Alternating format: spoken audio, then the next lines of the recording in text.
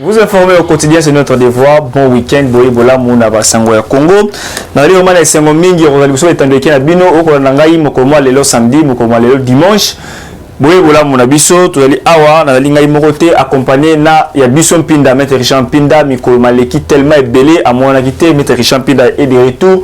Maître Richard Pinda, bonjour et bienvenue à Basango Congo et bon retour à Kinshasa. Merci beaucoup, merci Mingi. Naboyambi, on est no sali au et tout ça. Hein? Mais quand on a eu bon retour à Kinshasa, on a la caméra, on a l'aéroport. C'est la possibilité. C'est la possibilité à retour. Dans tous les cas de figure, on est ensemble. Donc on va continuer à évoluer tel quel. Merci pour l'occasion. Vous pouvez une fois de plus. Na PCP Mbote na bateau. Mais ça n'a pas biso. Et en passant, peut-être que nous avons vu ça. Bloquer na Facebook. Bloquer na Facebook.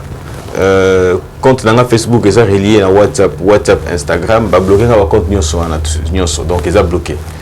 Tant ou ba zongi singa na tuni ba pour la nini bo bloquer ngai. Ba bo pe sans raison. Ba bi na bo so bo to bloquer puis son ko. Quand on a besoin d'un blague puisqu'on m'a donné aucune raison. Ni par Facebook, ni par WhatsApp, ni par qui que ce soit parce que j'ai écrit pour ne pas pourquoi on m'a bloqué. Qu'on me dise ce que ça na sala qui m'avait pour ma simona zongi la sous ma béonate. Mais on ne m'a rien dit. Et ils n'ont donné aucune explication. La notification de réalité, après bloqué la notification. Et le papa. Bah, signaler comme signaler pour la commentaire, publier le côté. Et le comment côté. Et j'ai demandé, tant que tu n'as aide, contact, ainsi de suite. La meilleure contacté pour demander des explications, on m'a donné aucune explication. Bon. Changer le numéro de Bamo. Voilà, on a le numéro de téléphone au cas où tu vas. On a fait ça comme Bamo. Tu es Nasuka, tu es sur Bambo. On a Nasuka, on a fait ça le numéro de Nasuka, le numéro de téléphone pour te appeler calme, c'est le numéro de Maître Pinda. Comme ça, on va le bien au coma, on a sans succès.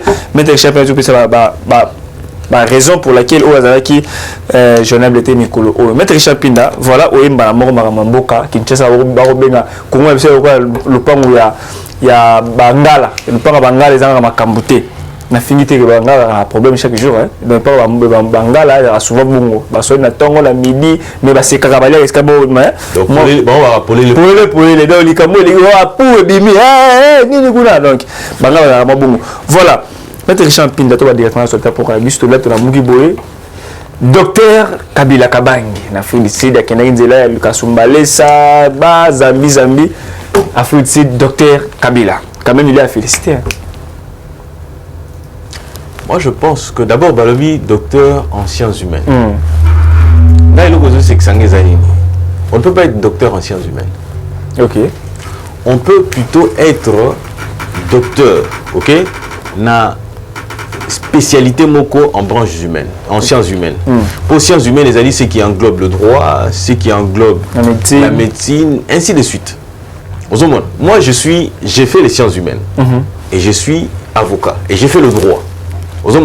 L'une des sciences humaines est alliée droit, l'une des sciences humaines est alliée médecine, l'une des sciences humaines est alliée sociologie, l'une ainsi de suite. Mais c'est autant où il y a lobby, docteur en sciences humaines et Lingolobani. C'est là où j'ai mis un peu trop de réserves. Les réserves, tout le temps là-dessus en savoir. Mais sinon, c'est aussi humiliant. Parce que Kabila a fait 18 ans okay, dans ces pays. Il pouvait finir même à la Unikint. C'est-à-dire qu'il y a un niveau, il y a Bachiko, il est allé ailleurs. C'est-à-dire qu'il est en train d'encourager Batouba Bimaralibanda entre-temps Bissomo en Afrique, Bissomo en Congo et là au Mogoté. Donc je pense que je continuerai toujours à le dire que dans le sens où Kabila a anti-valeur. Ça c'est mon point de vue. Voilà, c'est langage que vous, Kabila. Langage comme moi. Parce que Kabila c'est anti-valeur. Voilà. Parce que business n'a pas la comment pas signer ah mais Kabila est en Afrique c'est bon. Université Afrique c'est ça ils ont un niveau là belé au classe au temps on a Google on a vérifié la université la meilleure université en Afrique au moins quand même université Afrique il y a comment il y a tant de Kabila c'est forte il y a quoi arranger tout il y a quoi bongisa université Inilou à université Kinshasa à université Moroboué donc à université Lumumba à ça que fort ou à té donc il est préféré qu'il n'aille que autant à Liban et Mboka Bon, félicitations quand même. Vous avez peut-être un diplôme, un diplôme, licence, ok. Il est quand même félicité parce que la Belé a bon père avec un bon, on a Belé a bon autant, mais Kabila a bon, on a pu appeler sous l'homme. Avec le président de la République. Ah, le président de la République, il faut comment on a là. Mais à bas foutre là, salaire. Ah, salaire, mais moi là, là, Fatih la salaire, on a quand même $13,000 sur $14,000 par mois. Moi, Belé, déjà pinda. 14 000, il y a maintenant, il faut ta salaire, Kabila est béguin. Non, mais il y a Félix, c'est ça la légion. Non, c'est la légion, ouais. Il y a Félix au mot 13 000 balles. 13 000 $. Il y a Kabila au Bégan. Bon, dans ça, la légion, il y a président. Président, c'est la légion. Peut-être qu'il y a Kabila. Tout le monde a un budget de béton du sol. Eh, pardon, dans le bien, moi, tu as un budget de béton du sol. Eh, dans le bien, on lui soutient. Vous avez un budget. C'est pour dire, non, il n'y a pas de problème. Je ne me reproche pas d'avoir été, j'ai été conseiller d'un ministère du budget, donc il n'y a pas de souci pour ça. Je voudrais dire ceci. Tu es tu balances combien? Tu es que le premier ministre was à combien? Tu es que Kabila a fait un combien? Tu es voilà, tu as une éducation, tu as une éducation, Kabila éducation, une éducation, mettre le championnat pour la première fois dans le Congo, comment ils allaient Congo, depuis la Congo, il y a une histoire avec la bosse de éviter, mais élève, il marche, Colombois, déjà la éviter. Colombo l'école na bango ti na parler du peuple donc au siéger kuna ko senga député nous voulons étudier nous voulons 3 semaines depuis que saison en classe batang raté à côté de ma classe batang raté heureusement jamais Kabunda recevoir bango mettre chef pinda gratuit d'enseignement na biso gratuit d'enseignement au Mozamboka instaura qui doit matérialiser en la constitution ils allaient échec ou bien qu'est-ce qui se passe mettre chef pinda na lingi to le baboué alors tout le monde d'abord pour réfléchir au bout. Soudain, les élèves Batelemi. Ok? Soudain, les élèves Batelemi. De manière spontanée. Batelemi Babimina. Et puis, le Babimina, Goma Beni, Loalaba, Matadi, Koutumoro, Koufaki, Kima, la moto, tout est. Curieusement, Bangonio sur Batelemi au même moment. Parce que classe sont au même moment. Zelana, classe sont au même moment parce que Mikolo va fanda qui va salini. Mikolo va fanda qui va Mikolo va fandaka. Lobi que non rentrée scolaire au Erozonga quand Erozonga tango boy. Ils ont rendu compte. C'est-à-dire Mikolo va télé mara Lobi à rentrée scolaire après va parents va salini. Parents va Mikolo va tenir dans la classe. Ça c'est d'abord un premier élément. Deuxième élément. Et ça, les Minengwana, c'est presque sur toute l'étendue de la République. Ok?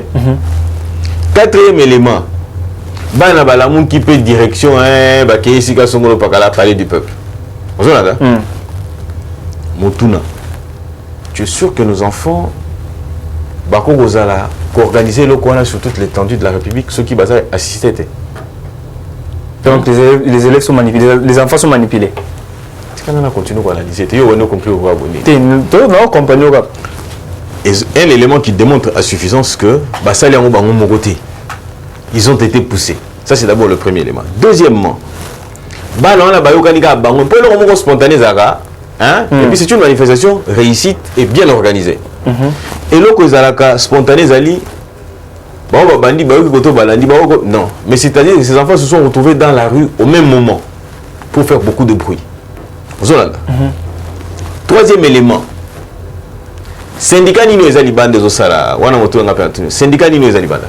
Aux Osara Makele le pont à Banseignant. Syndicat. Obi syndicat de travail. Il y a confession. Il y a catholique. Syndicat catholique. Catholique. Syndicat il y a école conventionnée catholique. Nangina Lobanine. Quand j'essaie de faire ça, à Mbongo, Cholet, a échoué. Contrôle na bango ya koluka ko contrôler CUNI et échoué aux Hollandais. Le cola cop na bango baby on le stomo no ba marche boyoni ainsi de suite tout ça ezali nini ezali méchant bana méchant black té de bazana bana kanda makasi pour échouer dans ces échouer na makambo ya nani ya kadima échouer après depuis 2006 bango banda apeka ndenge wana non ça là une parenthèse je voudrais ici demander na ba confession religieuse les 6 autres il faut modifier charte de la confession religieuse. Nous parlons des élections. C'est-à-dire que l'Église catholique, l'Église protestante ne doit pas continuer à être indéfiniment président il y a 5 ans. Tout vice-président il y a 5 ans par l'Église protestante. Il faut à la plaque tournante. C'est-à-dire que binom la confession religieuse, c'est que vous allez à beaucoup m'appellent plaque tournante, vous allez rappeler l'élection, vous allez rappeler l'élection de manière à ce que tout le monde a fait expérience en autre. Ok. Pourquoi il faut un catholique, il faut un président, vice-président SCC. C'est-à-dire que c'est maintenant que vous devez, puisqu'on dit ceci, que les erreurs d'hier ne permettent pas de pour demain. Maintenant, vous avez l'occasion, parce que vous avez constaté que depuis, l'Église catholique est ainsi. Ça, c'est d'abord un fait. Ou carrément, ceux qui sont en assemblée. Le ministère intérieur. Le ministère intérieur. Même madame le ministère intérieur, il n'y a pas l'Assemblée nationale. Pour désigner un homme qui est assez. Plus pure politique. Mais on voit que c'est un de le vide. Mais on va passer à la politique. Non, c'est un peu l'église catholique. On a la toge. Soutan. Soutan na bango. On a la soutan na bango. Il y a tout la politique. Oui, ça ne sert à rien. Vous faites la politique. Mais vous savez pas la politique. Tout ce qui est l'église catholique. Aïe, bah, il maintenant que vous avez organisé votre marche, vous utilisez BAN, vous se servir pour manipuler BAN. Ok? Ce que moi, je suis Akoufi pour Nanini, pourtant, je suis Mambango. Moi, je suis la moto, c'est moto de tout à l'heure. La moto et puis. Moto et puis, il y a Salinini à Bambani. Qui en assumerait la responsabilité? À vous, les parents. Pourquoi vous êtes vous laissez manipuler par l'église catholique? Pour te dire que l'école est à Mounungu, l'école Oyo. Les écoles conventionnées catholiques. Que les écoles conventionnées catholiques. Entre-temps, il y a d'autres personnes qui sont en train d'échanger avec les écoles pour éventuellement pour la négociation. L'église catholique a des pressions. Dans le but que non, le monde est beau et c'est parfait. C'est-à-dire qu'il n'y a pas de plainte à l'enseignant. La plainte à l'enseignant est légitime. Il faut que ça il faut parler. Mais pendant que les autres sont en train de parler et ils sont en train de faire la guerre, le Motuna, à qui profite tout ça? Et puis, tout le monde s'en a été. On a une solution pour nous faire taire l'Église catholique directement. Oh, mais quand on a une audience dans le ministère EPST, on a ouvert, on remplit l'audience dans le les Akoutouye, les alliés, président de la République dans Ilukam. Il y a une solution. Sam a eu le combat. Et Sam. Il y a une solution. Sam a le connu. Voilà. Mais il y a une solution aux années. Mais le bon, c'est quoi? Il y a une bonne solution aux années. Papa Félix. T'es vice-président Félix. Béton de la République. Et le maman Denise. Mon béton. Alors, monsieur le président de la République, monsieur le premier ministre, arrêtez de protéger les hommes en soutane.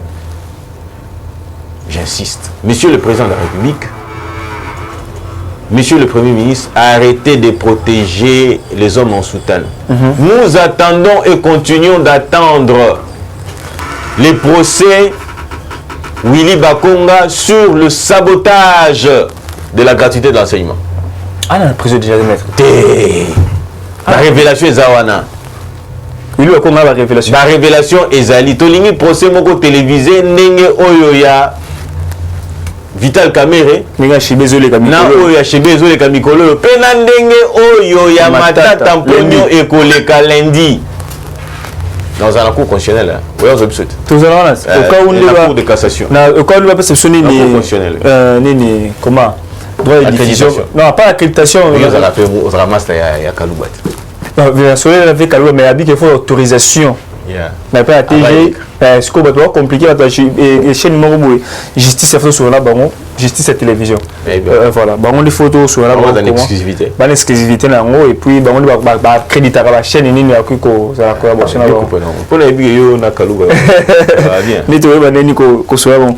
Mettre Richard Pida. La silicité. Ah. Tout que TV ngo. Toyoka, TV za ngo ngonga mais tobe tana masolo na silicité. Toyoka na mboka oyo ke ba école fictive. Ils allaient créer. Bah diocèse fictive, ils allaient créer. Ok? Bah paroisse fictive. Hein? Une paroisse fictive. Ils allaient créer. Aux Hollanda. suite nango ezali nini. Mais pourquoi les grands procès à Willy Bakonga sur la gratuité d'enseignement et ça l'a raté? Monsieur le Président de la République, je pense que vous protégez les hommes en soutane. Il y a un bino pour enclencher machine de manière à ce que nous devons rendre compte que qu'est-ce qui s'est passé au juste, pourquoi Willy Bakonga bazo jugé été. Puisqu'il doit dire des choses. Rien à voir avec ça. Ok, ça marche. Pour exiger nini? Oui. Il y a Bisson Pin peut sortir dans la rue avec que tout ça peut marcher. Tout ça est justice. C'est la Bisson Bakonga. Là, il a bandi pour réclamer. Bakonga doit être jugé pour un sabotage à gratuité de l'enseignement. Qu'est-ce qui empêche que Bassa la yango paye les cas télévisés? Ok. Vous si le président de la République a protégé Baton Soutan, si le Premier ministre va protéger Baton, c'est l'occasion. Nous voulons savoir qu'est-ce qui se passe avec tout ça. Voilà, message est passé. Message est passé. Voilà. Mon compte de moi, on a chaîne. Oh, mais oh, chaîne à Mokili Mobimba. N'a pas la mouka la chaîne, bat ensemble, Moïse Katumba la chaîne, président de la République la chaîne, ah, mais je vois en fait, moni, n'a président la souka. T'es président ce que pour la bosse. Bah, jour, bah, na kena qui n'a point de presse, il y a décidé, na comme kuna il y a des combattants, bah, lobby que non, Armous a journaliste à IDPS. Il a rappelé Batoubo. IDPS est dans la chaîne de télévision. IDPS, il a parti politique. IDPS, il a parti politique, il a un journaliste. Sauf que des fois, tu aimeras mingi sur bateau, il va y avoir un pouvoir. Bateau sera disponible. Disponible. Est-ce que j'en ai fait un problème? Si tu as les gars qui apprennent, tu vas ensemble les gars. Ils ont un peu bon. Il y a Michel Mangala, il s'appelle comment? Il y a d'autres là, il y a une nouvelle là, il dit, il y a une nouvelle, il y a ensemble. Mais sauf que le monde a raté la disponibilité. Donc un journaliste, il y a la moukaté, un journaliste, il y a IDPST, ni il y a ensemble, ni il y a Vitel Kamere, ni il y a mon journaliste, il y a peuple congolais. Des fois, la publication, statut nangai. À fin de biso. Azali journaliste peuple congolais. Nangai à Congo. Azali journaliste et à Kolo. Ekoli. Basango. T'es na journaliste il y a Congolais. Ozali journaliste et à Basango et à Congo. Bon. Pour ça, comment on le fait biso que nous journalistes à Congo dans la chaîne de télévision. Non, en fait. Là où il y a le principe normal pour comprendre. Non, même que la page dans Facebook avant mon billet journaliste au moins j'ai publié des informations la Mouka FCC tout j'ai publié pour que toujours la information moi la Mouka mais type problème et peut-être d'ailleurs droit dans l'exercice. Ben oui, il faut comment critiquer avec soit critiquer mon mboka na kumarango ba encourager mon mboka na encourager mais sauf que non bouti vous en bon l'autre fa beta caméraman la biso Josué, bah boutela ba téléphone, bah nini, oui, à quelle heure là bah bêta Josué, bah boutela la téléphone, bah heureusement, il s'appelle comment, Serge joué le à côté la cahier, donc a décidé à côté la non bouti comme ça Moussa c'est normal. Le bouti le bilo corona, il y a beaucoup de journalistes, bah caméraman, c'est pas normal. Toujours dans l'émission la mission. Maître Richard, il a juste par rapport à la langue pleine de zoom, la toqué ça tout tanyango tout qui n'a pas la première d'essayer à zoom scène ma zoom nine et mon c'était pour frapper dans ta voilà après si vous m'embêtez voilà Maître Richard Pierre toujours avec mon éducation à Bécholé à ça point de presse mon lobby à lobby que non ce qui était gouvernement l'état congolais a commun que l'église catholique a apporté quelque chose une éducation à Congo à lobby que abota non Yobota non la boosté. Ok. Ah, quoi apporter quelque chose. Mais oui, c'est un problème. Mais c'est quoi yo bita masolo bato baza sona bana so bana to ebite. Yo identifier ce que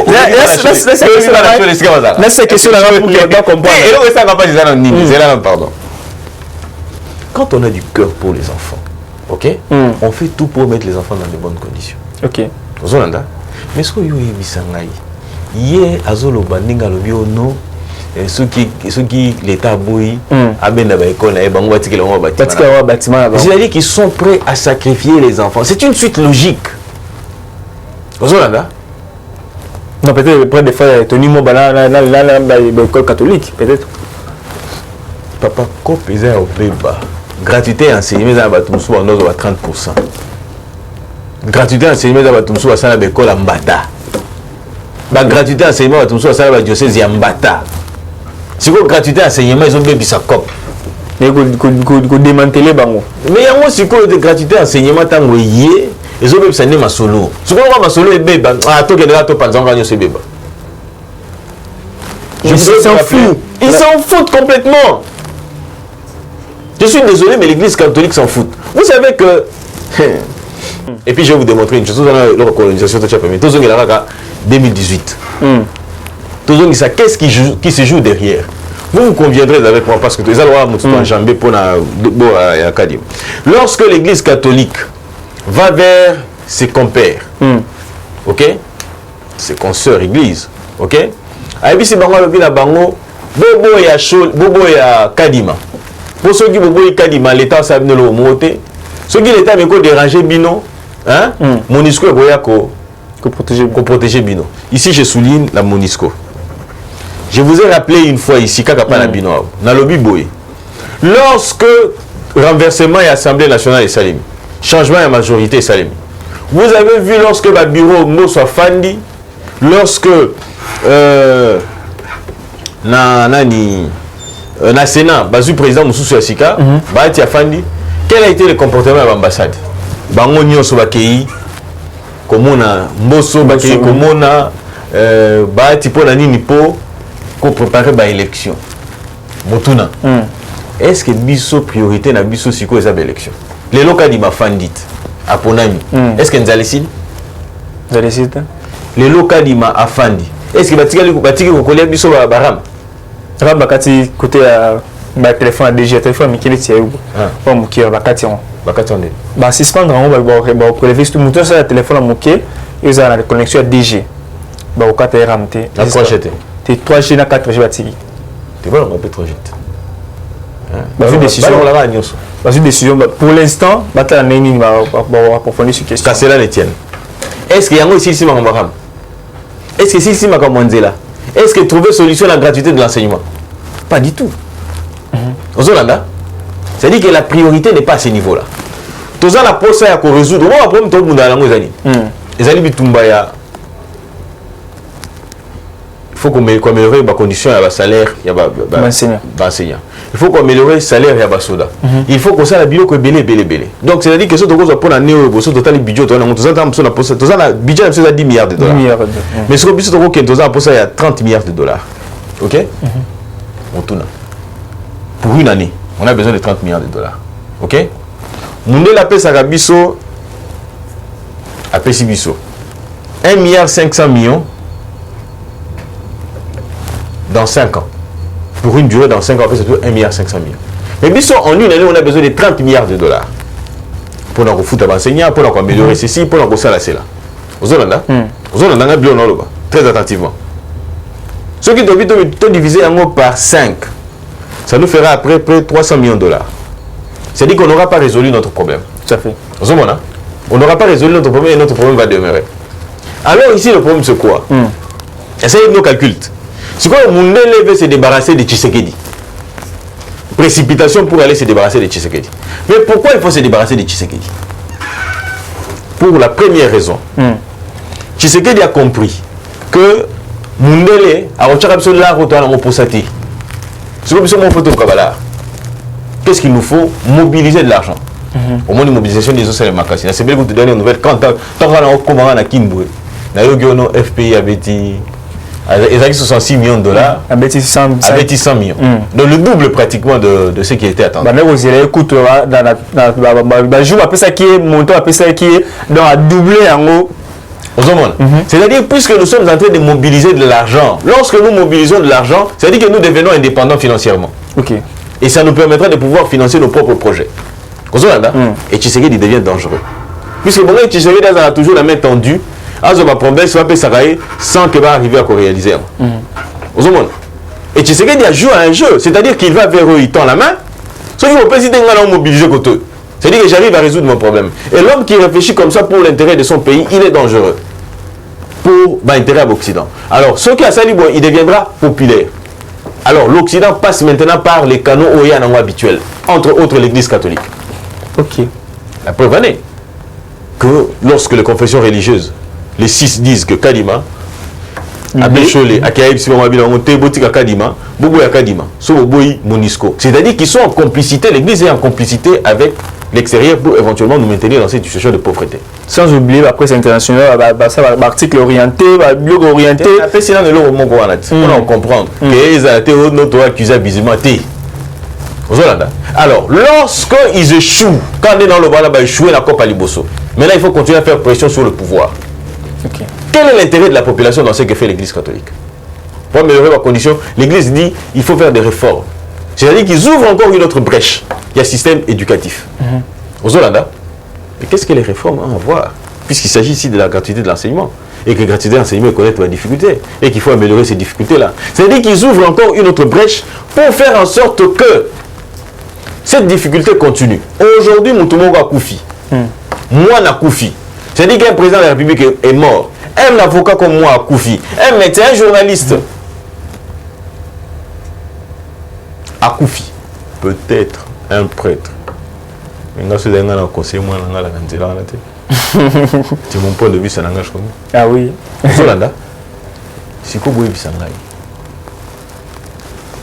L'Église catholique travaille pour le Congo ou pour l'Occident, l'impérialiste, les néocolonialistes. La Tuni Moutuna, vous répondre dans les commentaires. Vous allez répondre dans les commentaires. Alors, on a bien apprécié le Congo. Pour curieusement, il y a l'Église catholique qui n'a pas vivre par la Bissobo. Il peut se permettre. Mais la question, ça va réfléchir. Est-ce que Brazzaville paye 5 ans? Et ça, l'Église a Bissobo côté. La Brazzaville a raté. La Brazzaville, cardinal, la rappelle cardinal à Kuna. Mais c'est quoi ça? Mais c'est quoi ça?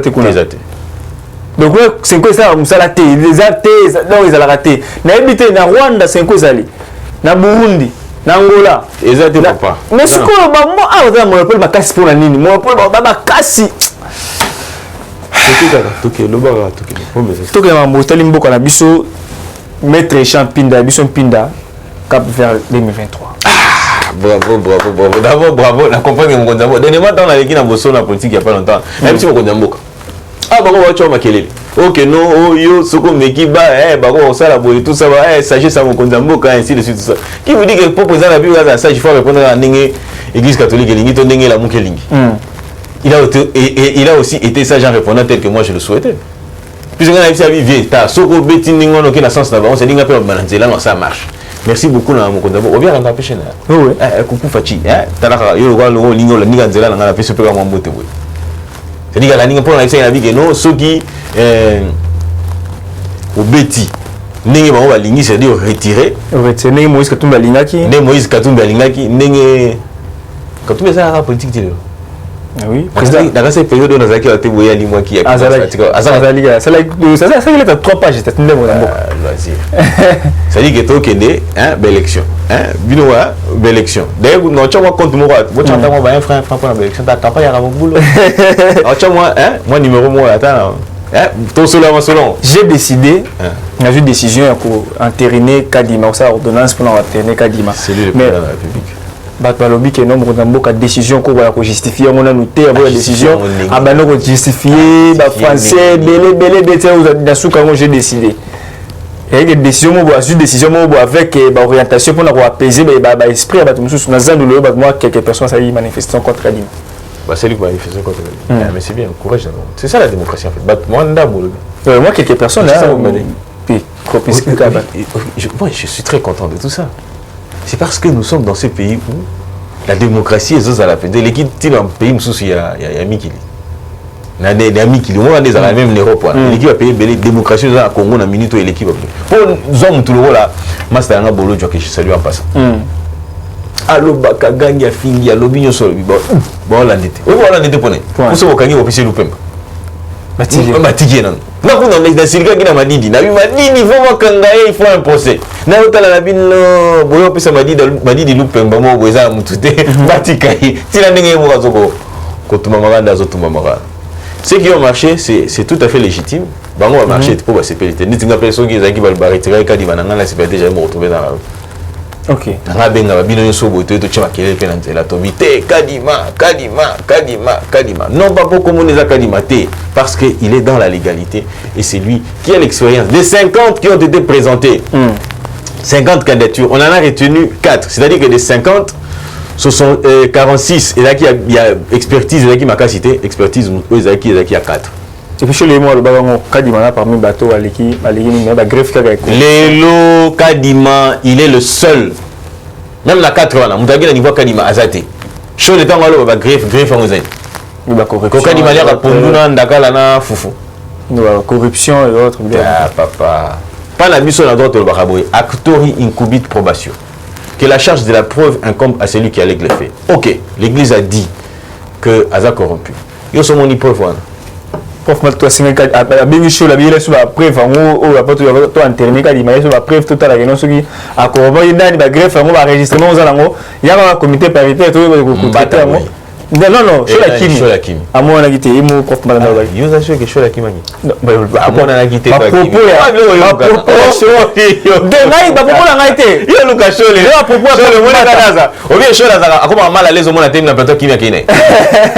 À propos, là, il y a qui m'a pas pour à lobby boye. Show la lobby boye. À lobby, biso to traitaka na bureau. To traitaka na commission T. Erreur. C'est-à-dire qu'en disant que Bango va traiter à bureau, va traiter à la commission T, Cholé a fini population. A fini Bango dans Ningeni. Pour l'Assemblée nationale, les Araka n'a pas organe Kiliki. C'est-à-dire plénière, des Araka, l'icolo, après bureau, après bureau, conférence de président, après conférence de président, Araka commission. Maintenant, plénière des Araka, organe Yamounen et Yamakasi n'a pouvoir révéler collègue. Plénière, et si la population s'exprime. Les bureaux pour coordonner le débat, pour la structure et encadrer. Mais lorsque la plénière statue sur la création d'une commission, on ne peut pas dire que moi je refuse d'aller à la plénière, je vais aller au bureau. On pouvoir. Conférer pouvoir. C'est-à-dire que la population va aller élu Bangonde va payer commission pouvoir. Et cette commission-là est en droit. Et puis non, à statuer, c'est-à-dire ils examinent la régularité. Au moins, si on a avec si bon, avec si on bon, ok. Bon, 6 baïna nani. Baïna Kadima. Ok? Bino bozo boya Kadima. Mais boya Kadima pour nani. Oh, pour Kadima ya ka pondu. Ya mai na fufu na ndakala. Ozomona. Ba on se wota mobeko. Est-ce mobeko lobi fufu pondu ndakala ya mai ndeze. Oh non, ils ont ngote. Oh non, Kadima bosanaki, cette fois-ci madame Nalambelaki a chaki moi mafuta na moi mungo. Ozomona. Ozomona. C'est quoi à ce moment-là tu as dit non, le gars chaki moi mafuta na moi mungo, to longo le peu bon ça répondre mai. Mais ils ne sont pas allés à la commission, ils ne sont pas allés pourquoi parce qu'ils n'avaient rien. Ceux qui ont Kadima, toute famille a Kadima, bon déjà tenté une action contre eux. Et on met le sang quand on prépare la dossier contre Abicho par rapport à Marambo à Banek continuer contre Kadima. Bon, il est l'eau. 2 mois. On va payer si on boit tout que les 2 ans. Boya tout que les 2 ans. Boya tout que les 2 ans. Et là, au moins, ça va rien. Maître Richard Pinda, officiellement, ligne rouge à Moïse Katumbi. Franchi, Balikia, Moïse Katumbi. Attends, on prépare une ligne. Est-ce qu'il y a quitté New Sagani dans le Baye? Yosa la Souki. Non, ligne rouge déjà franchi. Est-ce qu'il y a Colombo? Papa et Kende Nayo. Nani? Moïse Katumbi. Tu peux quitter l'union sacrée. La porte, cette porte-là était grandement ouverte. Porte-toi les a grandement ouverte. Je ne suis pas dans les émotions, mais je suis dans le réalisme. Et Moïse en quittant, prenez bien pour dire ce que je vais vous dire maintenant. Accueillez Moko. Est-ce que Moïse Katumbi est député dans l'Assemblée nationale? Ah, parti politique, AMK. À cause ensemble la création après l'élection. Kozala, Azana va député à plateforme mais un parti politique n'est pas. Pour ensemble pour la République, non ensemble pour la nation et le moins. AMK est allié et ensemble pour la République. Il y a des regroupements politiques dans l'Assemblée nationale. Il y a déjà député Boni, parti naïe. Mais ça peut être député à mon côté. Et alors, qu'est-ce que vous voulez? Azana est député à mon côté. C'est dit s'il partit, il partira seul. Et en plus, à quel négat d'accord? Soriano. Quel négat? Soit Roussalina n'a pas quitter Kabila, troisième planète raté. Il peut s'allier avec qui il veut.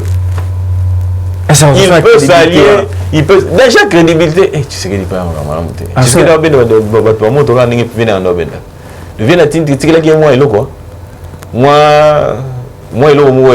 Ah, ben, les mots de mais aux autres, c'est ça, va tenir quoi. Ah, si, c'est. Oui, on m'a dit, on m'a dit des autres, on m'a dit des autres, on m'a dit de mon aîné. Ah, ça, il marche, ça m'a plein à craquer. Il a bâti. La distraction. Là, il y a beaucoup de choses. Ça marche, de manière échangée. Il faut y aller en Ngaba. Pour habiter en Ngaba, pour aller là-dessus. Vous avez il n'y a pas ce qu'on a. La paix, oui, peuple partout. Peuple ça, il y a un peu pété. C'est-à-dire qu'il y a là-bas, je peux manipuler tout, kuna na volo ba, mais chabwala. Mais la paix, c'est pas de mon son Ngaba mbote. Un balanga bagnos. Ligne rouge franchie. Maître Richard Mpinda. Est-ce que Moïse Katumbi a reçu la sorte pour lui, alors il semblerait qu'il a lancé la consultation. Ah, ça là, au Montémané, c'est péli. Je vais vous dire une chose. Vous avez les transfiges, comme on les appelle, Bazan a 245 députés. Moïse en a 82. Pourquoi il faut appeler sa vice-présidence 70. Bon, 70. Prenons 70. Pourquoi il faut appeler sa vice-présidence dans Katumbi Batika 245? Au nom de quoi? Ça n'a pas de sens. Soriano, la porte est grandement ouverte. Vous êtes prêt à accepter qu'il s'en aille? Qu'il s'en aille. Il a crédibilisé l'union sacrée. On a bien balé l'union sacrée de la crédibilisation. Oui, Barros a la baillé pour la crédibiliser. Mais ce qui est plus important, c'est l'intérêt supérieur de la nation. C'est ce qu'il a dit nécessaire de dire. Il dit que pour l'intérêt supérieur de la nation, aucun accord ne pourrait tenir. Ce qui est l'eau, Katumbi peut constituer un poids. Je voudrais aussi dire une chose. Les Tshisekedi vont se retrouver dans beaucoup de structures autres. Ok? Les Tshisekedi vont se retrouver dans des structures ébellées. Pourquoi? Pour ne pas se retrouver dans ma situation, il y a bateau, mal à l'aise pour le second mandat de Tshisekedi. Soyez-en sûrs et certains que Tshisekedi va avoir un mandat. Mais il va falloir à ce qu'on va appeler ça Tshisekedi, c'est tout autour de lui, pour que Salaboni va permettre à ce que les choses, comment dire, aillent dans le sens du tshisekedisme. Ce qu'on dit battre le roi katumbiste, ce qu'on dit battre le roi là-bas bembiste, ce qu'on dit battre le roi c'est une façon de nous mettre en difficulté. Et moi j'en appelle aux tshisekedistes de s'organiser. Les élections vont avoir lieu en 2023. Le premier de Tshisekedi, ça a déjà sur l'élection, il est temps de se préparer déjà. Elle va se préparer à moi.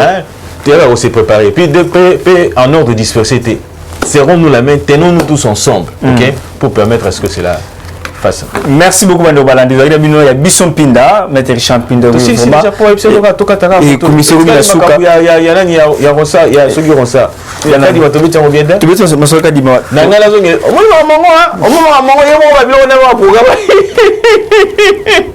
Bilo na yemo programme qui ah si ça voté. Nous sommes là pour je suis aux autres émissions pour émission. Quand tu vois comme moi les tu veux sur monsieur Kadima et TV les ali ngonga Maître Richard Mpinda. Tu vois monsieur Kadima. Na sali combien de temps na yate? Vous avez dit yango habite parce que vous êtes là na communier de retour là zongi balingi te na communier na bien to linga et pourtant na le belo au moins pour la bilo Kadima on a peut-être encore moins 5 minutes. Ah, 5 minutes, peut-être. Bon, tout qui est là. Voilà ce que je voulais dire par rapport à Kadima. Voilà ce qui s'est passé. Vous allez suivre beaucoup de gens. J'ai suivi Inagozi, j'ai suivi Ferdinand Kambere. Balobi, il y a eu une irrégularité. C'est-à-dire que les 6 n'ont pas reçu quitus. Il y a Banani. Il y a les autres, il y a confession religieuse. Pourquoi? Parce que les confessions religieuses doivent être représentées par les présidents ou les vice-présidents. Bazobo Sanake, quand il est présenté par les présidents ou les vice-présidents, ils ne prennent pas de décision unilatérale. C'est-à-dire qu'ils doivent avoir les quitus, les avis des autres présidents et en ligne plateforme. J'insiste, vous, les membres de confession, de la composante confession religieuse, vous devez d'abord revoir votre charte. Il y a des choses qui, en fait, vous donnez beaucoup plus de prérogatives. C'est-à-dire que, tout ça, il faut faire en sorte que exercice la démocratie. Par rapport au nombre d'églises aussi, quand il y a une église belée, pour que ça, le nombre d'églises belée par rapport à l'église de la distraction. Tu as distraction. Tu vois, il y a distraction. Il y a nombre d'églises pour dans mon lit. Tu vois, par rapport à l'église. Tu vois, les gens qui vont monter, qui m'ont souligné ça orgueil. La parole de Dieu nous demande de l'humilité. Mon lit, mon Dieu, ne peut pas compter la carte à mon toit, le nombre d'églises belées, c'est quoi que dans ça. Ce n'est pas ça. Et puis ils disent une chose, ils disent que l'église catholique et l'église protestante ont de l'expérience politique et en matière électorale. C'est du n'importe quoi. L'église catholique a déjà organisé les élections où? À Maroc, il a élu. La préparation déjà c'est 2006, il y a chaotique, mais il y a en sorte qu'il va plus savoir là. Pardon? Préparatif élection 2006. Papa, ils ont organisé les élections où? On parle d'organiser les élections. Ils ont organisé les élections où?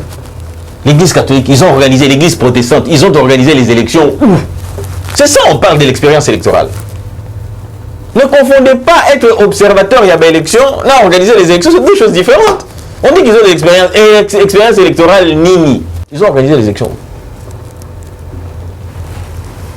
Nulle part. Alors, dans le lobby, irrégularité, on a dit que non, et bon, ils ont couvert par la commission paritaire qui devait examiner. Quand on va examiner à Silici, a décidé de qui va être quoi. Commission paritaire a su à salir rapport à Salinidi, à soumettre à plénière. Plénière, n'est 8 mandats pas Nabiso. Cette plénière-là, ce sont nos élus. Oh, élus Boyo, élus Boté, c'est le Parlement qui nous représente.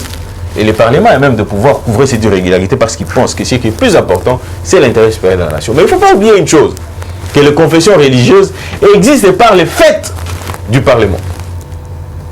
C'est cette législature qui a reconnu aux confessions religieuses l'aptitude d'Yakobandaro désigné. Avant, ce n'était pas le cas. Avant, c'était la société civile. C'est-à-dire qu'ils ont conféré des pouvoirs, des prérogatives qu'ils peuvent retirer à tout moment. Parce qu'ils en ont les compétences. Ce sont eux qui ont conféré dans l'église, la confession religieuse, légitimité. Bon, à celui-ci. Voilà. Mbalasima, reçu la précision par rapport à Makambo. Et là, qui va de Balandi, na Pesimbote na Maman Lisa Nimalemba, Ban Silemba ou tout na Simanaye. Fondation Tosungana Junior Nimalemba na Chango. Maître Champin, le numéro de téléphone Yassika. Toba Toba Oba ko Zidara Benga. Voilà moi les Malemba. Ouais, ça a parlé avec Taraka. Ah oui. Oui. À combien de ministre de la Santé? Oui. C'est une dame au tibia peut fonctionner. Tibia fonctionner. Oui. Vous en avez un débat. Notre tibia n'est pas fonctionné. À comme ministre de la Santé, bon, ministre de la Santé, ministre provincial de la Santé. Il y a un débat. Donc il y a cause la makila il y a bien été il y a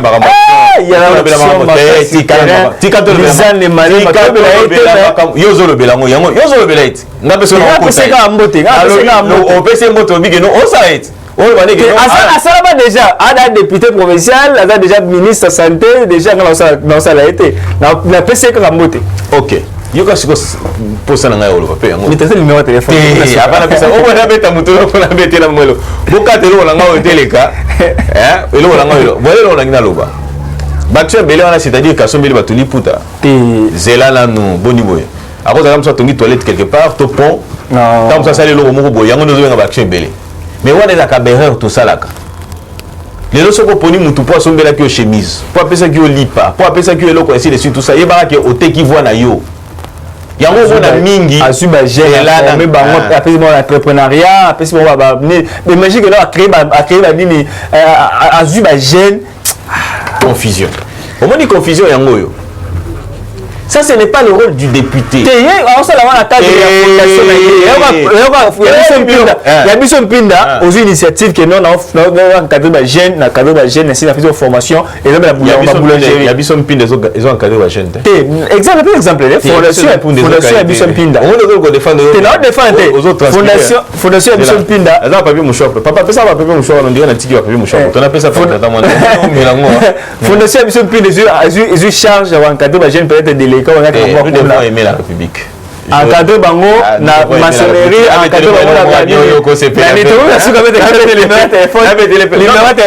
ce qu'elle fait, c'est-à-dire qu'elle a du cœur. C'est ça. C'est-à-dire qu'elle peut aussi assister les personnes qui sont dans les besoins. Ça, c'est une bonne chose. Mais ce n'est pas ça le rôle d'un député. Généralement, en politique, tout ça, les langues juste pour arracher sympathie à battre, tout l'Assemblée nationale, ça, ce sont des choses qu'il faut condamner.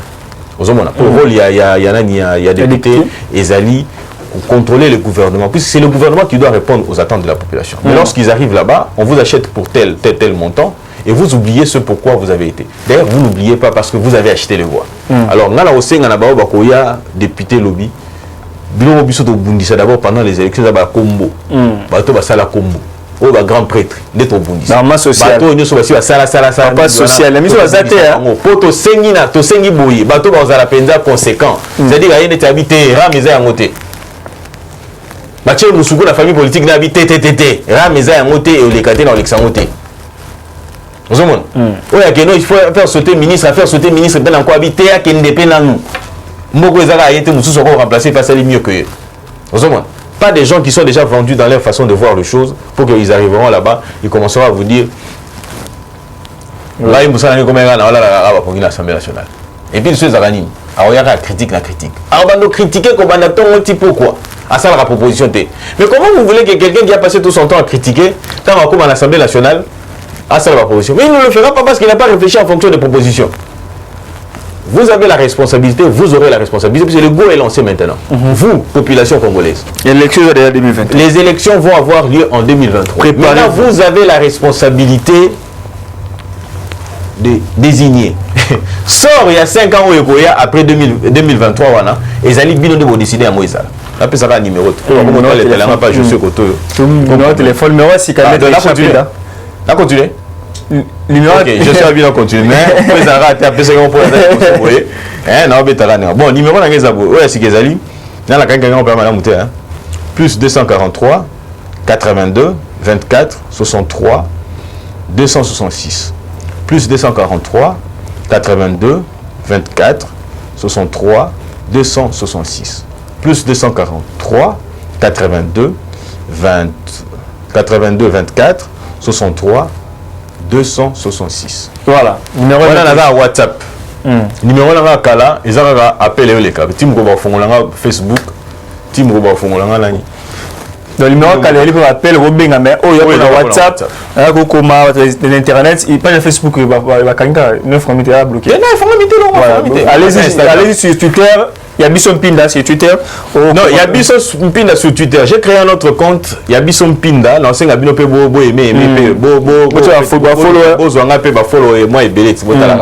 et ça va bien.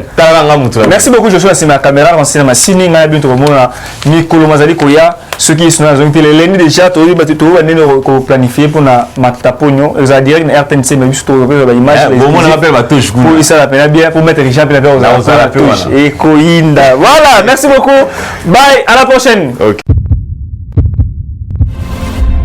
Eshima, votre magazine qui bat au rythme de l'actualité. Retrouvez la nouvelle édition. Exclusivité, Sakombi Molendo, le pionnier de la bancarisation.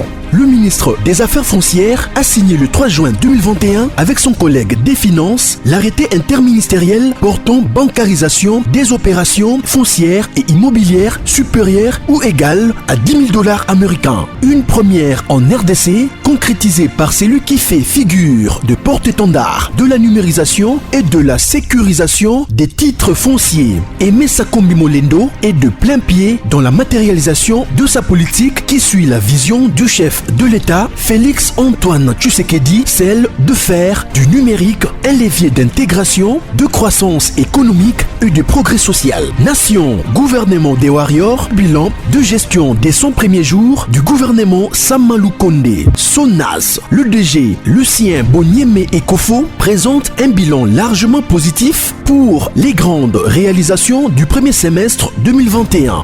À lire également l'interview de Seth Kikouni portée sur les questions d'actualité. À la découverte de Tissia Mukuna, la DG de la marque La Quinoise, café planté et transformé à Kinshasa.